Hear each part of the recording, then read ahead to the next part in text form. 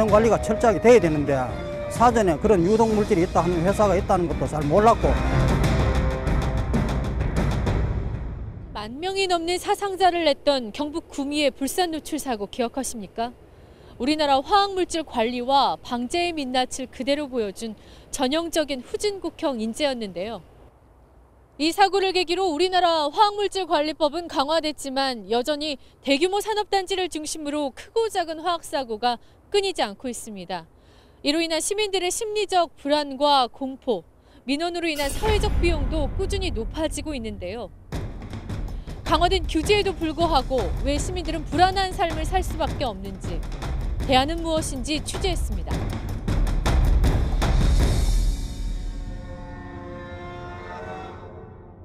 커다란 저장 탱크들이 빽빽하게 들어찬 산업단지. 푸른 지붕을 얹은 공장들 사이로 우뚝 솟은 굴뚝들이 눈에 띕니다. 굴뚝 여기저기서 뿜어져 나오는 희부연 연기가 아침 찬바람에 흩어집니다. 지난해 새만금에 둥지를 틀고 본격 가동에 들어간 일본계 화학회사부터 지난 2015년 유독가스가 새어나와 지역사회를 긴장하게 했던 폴리실리콘 생산업체까지 군산 산업단지에만 이런 화학공장 70여 개가 몰려 있습니다.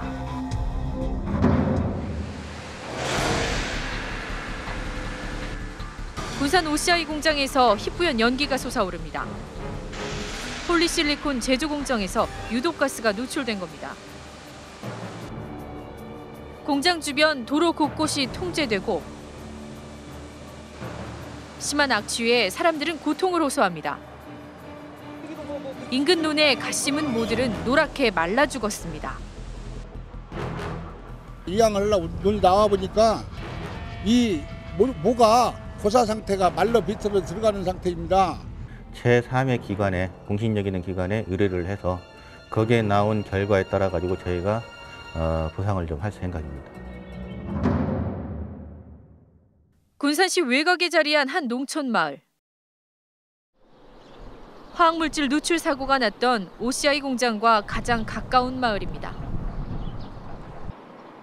여느 시골 마을과 다를 바 없어 보이지만 주민들은 인근 산업단지에서 나오는 알 수 없는 하얀 연기와 악취로 몇십 년째 고통을 받고 있습니다.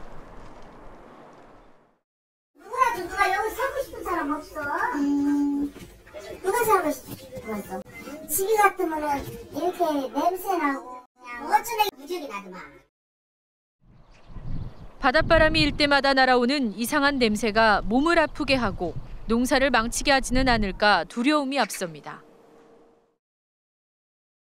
항상 불안한 거야. 돈만 조금 있으면 나가고 싶은 사람들이 다 거기다가 나가고 싶은 사람. 가스 누출 사고가 난 지 2해 가까이 됐지만 방독면을 지급하겠다던 공장 측 약속은 여태 지켜지지 않았다고 말합니다. 그렇게 했을 때 와가지고 그 방독면 있잖아. 그런 것도 동네에 나 갖다 놓는다고 했거든. 이번 일이. 아무 때나 말만 오고 그 사람들 그런 사람들이요. 사고 당시 주민들에게 공지가 미흡했다는 지적을 받았던 군산시는 뒤늦게 마을 어귀에 방송 스피커를 설치했습니다. 한번 사고를 겪은 주민들은 언제 또 가스 누출 사고가 날지 하루하루 마음을 졸이며 살고 있다고 하소연합니다. 처음에 들어올 적에 데모 많이 했습니다. 말하자면 못 들어오게. 그렇게 했는데도 정부에서 하는 일은 우리가 막을 길이 없지요. 사고가 난 공장 주변 5개 마을에 사는 주민 대부분은 70, 80대 노인들. 각종 재난에 효율적으로 대처하기 힘든 노인들에게 화학사고에 대비한 대피나 안전교육은 제대로 이루어지고 있을까? 안 좋은 냄새 나고 그 농사 지으신 분 농사 망치고 그랬었던 거 기억나세요? 병원 갔다 오신 분 마을 노인들에게 직접 물어봤습니다. 가스 사고나 뭐 폭발 사고가 났을 때 우리 어르신들이 어디로 제일 먼저 도망을 가야 되는지 대피를 해야 하는지 어디로 갈지는 몰라 그러나 이렇게 군산시나 어디 다른 기관에서 안내를 받으신 건 있으세요? 그런 기억은 있으세요? 안내 받은 적 없어요. 사고 당시 대응은 어땠을까? 군산에서 유독가스 누출 사고가 나기 바로 한 달여 전. 정부와 전라북도, 군산시, 군산산업단지 화학회사들은 유해 화학물질 누출 사고에 대비해 합동훈련을 대대적으로 진행했습니다.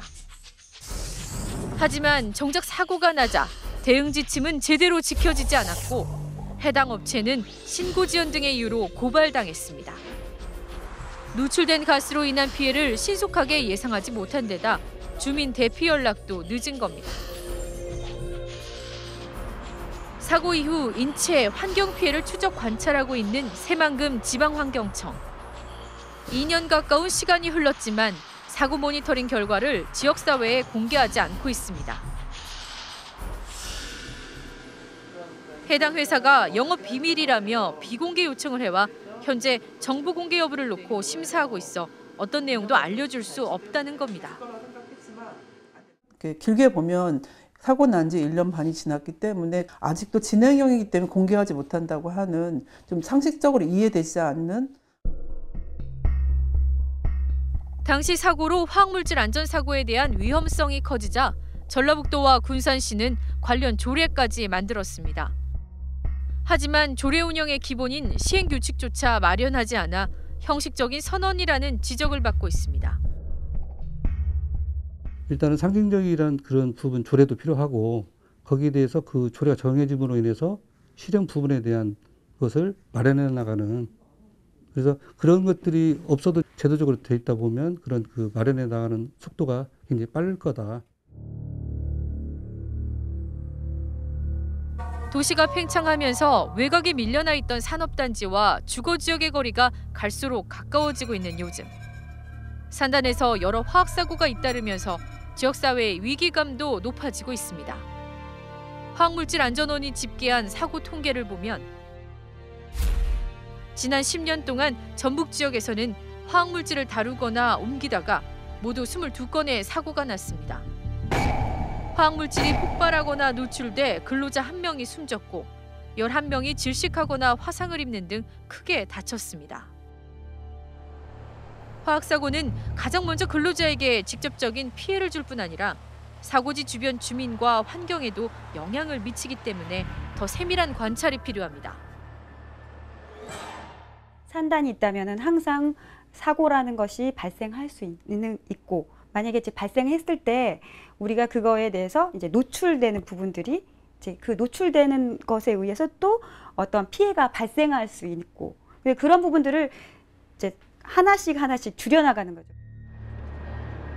그렇다면 우리가 사는 생활환경 주변에 화학사고 위험은 얼마나 클까?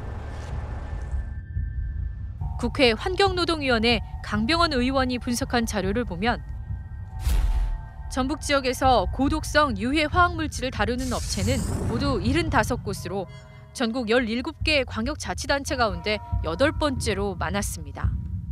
대부분 주요 산단이 들어서 있는 군산, 익산, 전주, 완주에 몰려 있습니다.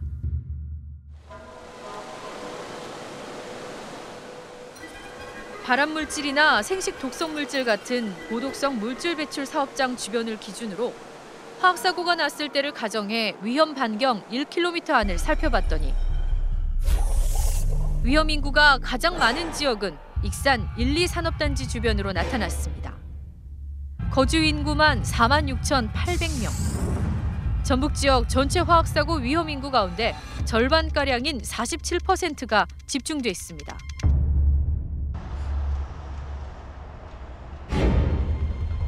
익산 시내에 있는 한 사업장. 이곳은 폭발성이 강하고 발암물질로 지정된 톨루엔 같은 화학물질을 연간 4만 킬로그램 넘게 배출하고 있습니다.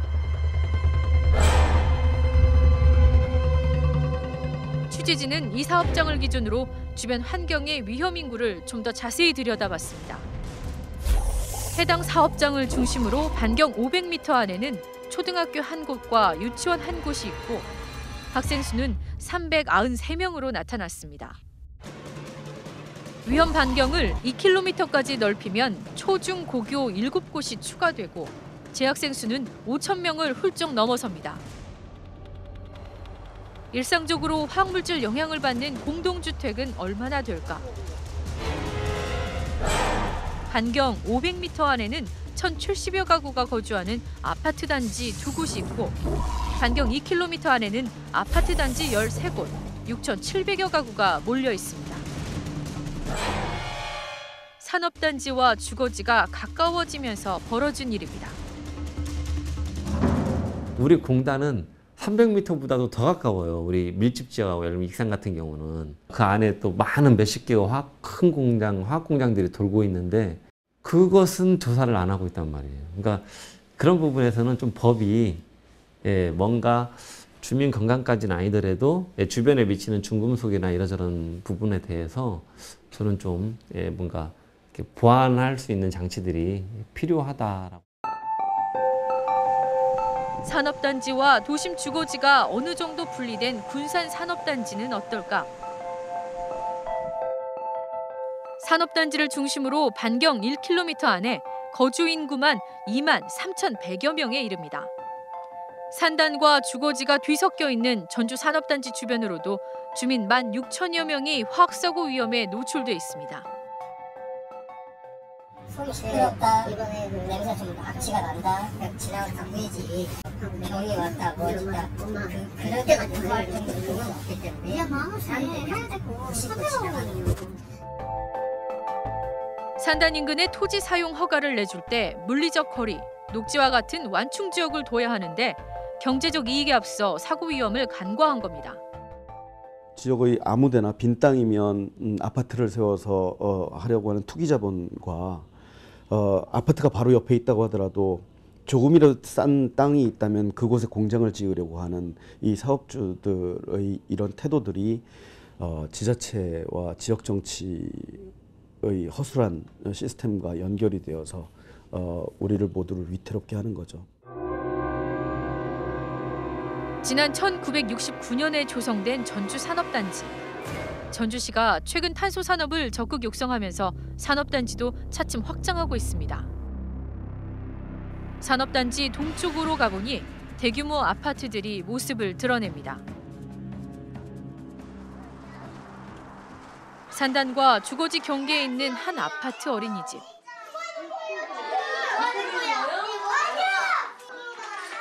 보육실마다 아이들의 웃음소리가 그치질 않습니다. 이곳에는 7살이야 어린이 37명이 다니고 있습니다. 자, 그거 표 가지고 붙여가지고 놀이할 거예요, 알았죠? 놀이에 푹 빠진 아이들 사이로 보육교사가 공기청정기를 관리하느라 분주합니다.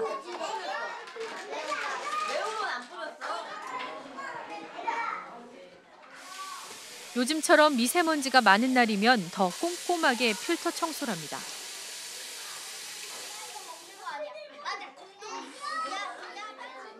환기를 자주 하고 싶지만 공단에서 불어오는 바람에 먼지가 많아 창문 열기가 겁이 납니다.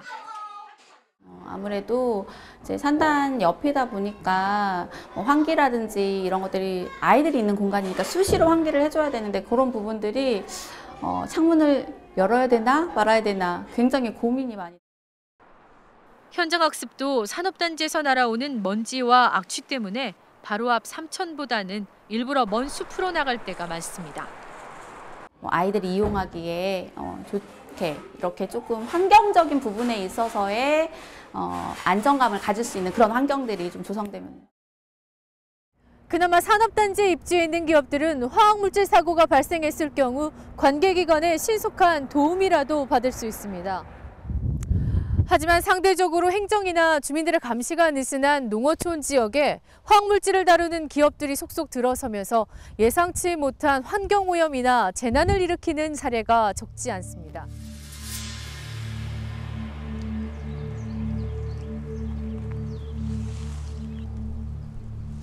지리산 자락에 자리한 남원의 한 산골 마을.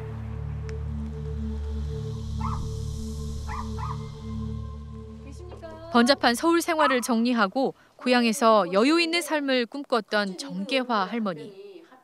요즘은 눈물만 납니다. 귀촌한 지 5년 만에 건강했던 남편이 암에 걸려 결국 지난 설쯤 세상을 등졌기 때문입니다. 마을 인근의 아스콘 공장에서 나오는 매연이 사람을 아프게 한다는 얘기를 듣고도 고향을 떠나지 못한 게 못내 한이 됩니다. 막 살맛 딴다고 막 눈물 막 너무 속상하지. 막 항상 뭐 이거 그 공장 철수시킨다고 막 여기서는 그렇지만 뭐 콧방구도 안 끼잖아요. 이렇게 살다 죽어가는 거예요. 그러니까 없는 사람들은. 한때 이곳으로 옮겨와 살겠다는 외지 사람들이 많았는데 요즘은 문의도 뚝 끊겼습니다. 나이가 들어서 고향에 가서 살려고 오셨는데 오신 뒤 한 5년이나 되셨나? 그 양반도 또 암으로 해가지고 또 돌아가셔버린 거예요. 그러니까 이제 그런 상황이 발생하니까 누가 다시 고향으로 귀향을 하려고 하겠냐 이거예요. 지난 1999년부터 최근까지 이 마을에서 암으로 숨진 주민만 15명. 정부의 역학조사 결과를 보면 남원 내기 마을의 암 발병 원인을 크게 3가지로 지목했습니다. 마을 토양에서 방출되는 방사성 물질인 라돈과 개인 흡연 경력, 그리고 인근 아스콘 공장에서 대기로 배출하는 PM 2.5 수준의 초미세먼지를 비롯해 환경 호르몬인 다환 방향족 탄화수소입니다. 주로 화석연료가 불완전 연소할 때 발생하는 다환 방향족 탄화수소. 이른바 PAHS로 불리는 이 물질은 세계 보건기구가 지정한 1급 발암물질입니다. 대기 중 미세먼지와 엉켜 사람 몸에 들어오면 각종 암을 유발하고 돌연변이를 일으키는 대표적인 독성물질입니다. 문제는 환경부가 조사하는 대기오염 배출물질 조사 항목에 다환 방향족 탄화수소가 빠져 있다 보니 감시가 느슨했던 겁니다. 지금 현재 대기 관리 방식 기준 그것에 대한 구체적인 규제치를 규정하고 있지는 않거든요. 아스콘 사업장에서 발암물질이 나옴에도 불구하고 그냥 총먼지, 이제 아황산 가스 융의 그런 종류를 가지고 이게 관리 잘 되고 있냐 안 되느냐 이제 이렇게 따지고 있으니까. 20년 가까운 세월을 살면서 인근 아스콘 공장에서 나오는 매연에 시달린 주민들은 정부의 역학조사 결과에도 현실은 달라진 게 없다며 분통을 터뜨립니다. 진짜 해도 너무한 것이죠. 이것은 진짜 우리 뉴스에서 나오는 것처럼 그냥 우리 이제 시민이라든가 우리 국민들이 이 행정이나 관에 의해서 이제 완전히 개돼지로 취급받고 있는 현실이지. 남원시는 환경관리의 사각지대에 있는 PAHS 배출오염 기준을 마련해달라고 환경부에 건의하는 한편 해당 아스콘 공장에 대한 지도 감독을 강화하겠다고 밝혔습니다. 하지만 이주 대책이나 공장 철수를 요구하는 주민들과 합의점을 찾지 못한 채 감정의 골만 깊어지고 있습니다. 서로 만나서 얘기를 하고 좀 어떻게 해결을 했으면 좋겠냐. 좀 여러 가지 방법도 있거든요, 사실. 뭐 정말 피해가 있으면 피해를 보상을 받을 수 있게끔 하는 방법도 있고 또 안 되면 법을 통해서도. 환경단체는 유해 화학물질을 취급, 배출하는 업체들이 농어촌 지역으로 옮겨오면서 환경 피해를 일으키는 일이 적지 않다며 유해 화학물질을 사용하거나 발생시키는 사업장은 규제를 강화해야 한다고 강조합니다. 주민들의 건강에 영향을 미칠 수 있는 시설들은 그래도 산업단지에 입지를 해서 산단 전체 차원에서 관리 대상이 되는 것들이 바람직합니다. 그런데 이제 최근에는 이런 비용 문제라든지 사업장과의 거리 문제 이런 것들 때문에 농촌마을 인근에 입지하는 경우가 많이 생기는데요. 아무래도 감시라든지 이런 부분들이 제대로 되지 않을 경우가 높기 때문에 지난 2015년 화학물질관리법이 제정되면서 415가지 화학물질을 다루는 국내 사업장의 화학물질 배출량과 이동량 등이 해마다 공개되고 있습니다. 알고자 한다면 내 집 주변에 유해 화학물질을 다루는 업체가 얼마나 있는지 알 수 있지만 말처럼 쉽지만은 않습니다.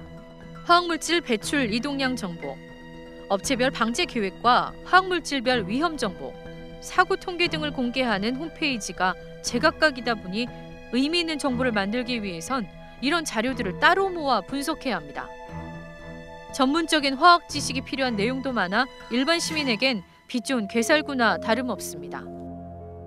이 정보들이 실제로 의미 있게 그 정보를 보는 사람에게 전달될 수 있어야 그게 이제 진정으로 이제 공개의 의미인 건데, 이제 이런 화학물질 배출량, 이동량 정보가 공개되고 있다라는 사실 자체를 현장에서 일하는 분들 중에 대다수는 아예 모릅니다. 환경부는 시행 초기니 아직은 보완해야 할 부분이 많다고 말합니다. 사업장별로 저희가 이제 조사한 결과를 공개하도록 한 게 12조에 있는데, 공개를 시작한 게 얼마 안 됐어요. 섣부르게 뭐 제도를 이렇게 하겠다라고 하는 거를 내놓기에는 너무 운영기간이, 그 실질적인 운영기간이 너무 짧지 않을까라는. 현대사회는 다양한 화학물질이 가져다준 풍요로움 위에 세워졌다고 해도 과언은 아닐 텐데요. 그러나 내가 쓰고 있는 혹은 내 주변의 화학물질들이 과연 안전한지 여부를 판단하기는 그만큼 더 어려워졌습니다. 앞서 당장 우리 집 주변의 화학물질을 다루는 업체들이 무엇을 얼마큼 사용하고 있는지 판단하기 어렵다는 얘기를 전해드렸는데요. 최근 전국 27개 시민단체들이 힘을 모아 이런 어려움을 해소하기 위한 의미 있는 성과를 냈습니다. 우리 동네 위험지도 2.0이 바로 그것. 지난 1월 무료로 공개된 이 앱은 내가 사는 곳 주변의 화학물질을 다루는 사업장 정보를 제공합니다. 내 위치를 중심으로 화학물질 취급 사업장을 지도에 보여주고 위험 반경 500m, 2km 안의 학교와 어린이집 정보도 함께 표시해줍니다. 해당 업체가 취급하는 화학물질 정보와 유해성 여부, 취급량을 사용자가 알기 쉽고 보기 편하게 정리한 게 특징입니다. 전국의 화학물질 취급 사업장 95%가량을 검색할 수 있습니다. 우리 주변 사업장이 이렇게 있다는데 이걸 어떻게 해야 합니까? 라고 하는 그런 이제 참여를 하려고 하시는 그런 분들이 생기기 시작했다는 거죠. 이제 지속적이고 항시적으로 할 수 있는 그런 감시 체계를 만들려고 하는. 정부가 손 놓고 있었던 일을 시민들이 나서서 화학물질 안전에 대한 감시 체계를 만들었다는 데 큰 의미가 있습니다. 세계 화학물질 사고의 교훈이 뭐냐면은 기업 주도만의, 정부 주도만의, 뭐 지자체 주도만의 사업으로 사고를 예방할 수 없다는 거예요. 화물질 관리도 어렵고. 그럼 뭐냐? 노동자, 주민, 시민의 알 권리와 참여가 보장된 지역 중심의 관리 체계가 만들어지지 않으면 어렵다. 이 단체는 기업의 영업비밀이라며 공개를 거부한 나머지 5%, 천여 개 화학물질 사업장에 대해서도 정보를 계속 요구할 방침입니다. 아울러 법 규제가 없는 점을 악용해 무분별하게 사용하고 있는 발암물질과 같은 고독성 화학물질에 대한 대책도 정부에 요구하고 있습니다. 화학사고로 인한 재난을 줄이고 화학 공정에서 발생하는 각종 유해물질로부터 모두가 안전한 환경을 만들기 위해선 근본적인 처방과 사고의 전환이 필요하다는 얘기입니다. 지역사회의 발암물질만큼은 사용부터 배출까지 줄이도록 하는 것들을 어떻게 의무화해야 되지 않겠는가, 이런 장치들이 필요합니다. 조금 더 안전한 물질을 사도록 하고 쓰도록 하자. 그래서 우리 모두를 함께 보호할 책임을, 기업의 진정한 책임을 함께 지자. 그리고 그런 기업이 있다면 지역사회에서도 응원하고 힘을 더 실어주자. 20대 국회 역시 기업의 발암물질 배출량을 줄이기 위한 관련 법 제정에 힘을 모으고 있습니다. 유해 화학물질에 대한 기업의 영업비밀을 일정 부분 보장하고 있는 산업안전보건법을 손보고 화학사고를 낸 기업에는 징벌적 손해배상제를 도입해 책임을 묻겠다는 겁니다. 지금까지 무분별하게 막 써왔던 화학물질에 대해서 정말로 이게 영업비밀인지 사전에 좀 심사를 하게 된다라 그러면은 기업들 입장에서는 함부로 영업비밀이라 그래서 이것이 어떤 화학 성분인지 유해물질인지 숨기는 일은 없어질 겁니다. 전라북도가 올해부터 만들고 있는 전북 화학물질 위험지도 역시 이런 위기의식에서 시작된 긍정적인 변화입니다. 화학물질 발생에 따른 그 환경 지도를 저희가 지금 그 연구원에다가 전북 센터에다가 요구한 부분이 뭐냐면, 저희가 그런 그 역량이 없다 하더라도 전라북도 도민의 안전을 위해서 그런 것도 뭔가 해야 되겠다라는 그.